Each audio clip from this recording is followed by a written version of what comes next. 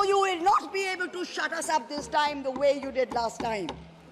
There are numerous statements in the Honorable President's address that defy even a tenuous link to truth and to reality.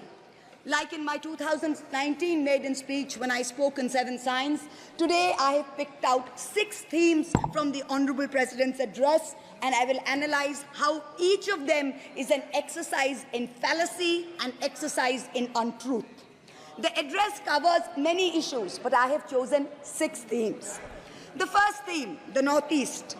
The Honorable President's address says that the government has increased allocation for the Northeast by 4 times, has worked for increased and lasting peace in the area. Now, I have one question. Why is the word Manipur nowhere in the speech? Why do we refer to the generic Northeast?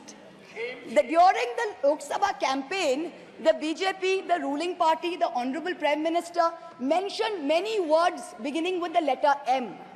Musalman, Mullah, Madrasa, Mughal, Mutton, Machli, Mujra, Mangal Sutra, but not once did they mention Manipur.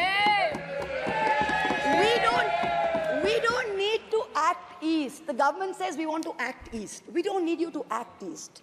Look east, walk east, and most important, embrace east. I stand here for my brothers and sisters of Manipur, and I quote the revolutionary poet Pablo Neruda. One morning the bonfires leapt out of the earth. One morning the bonfires leapt out of the earth, devouring human beings. And from then on the fire, from then on blood.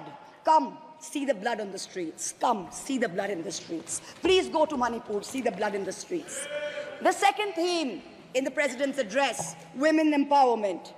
The speech says, women in our country have been demanding greater representation in the Lok Sabha and Vidhan Sabhas, and today they stand empowered by the Women's Reservation Act. This is a complete untruth. Firstly, you conveniently delayed reservation for women in parliament because you actually fear women.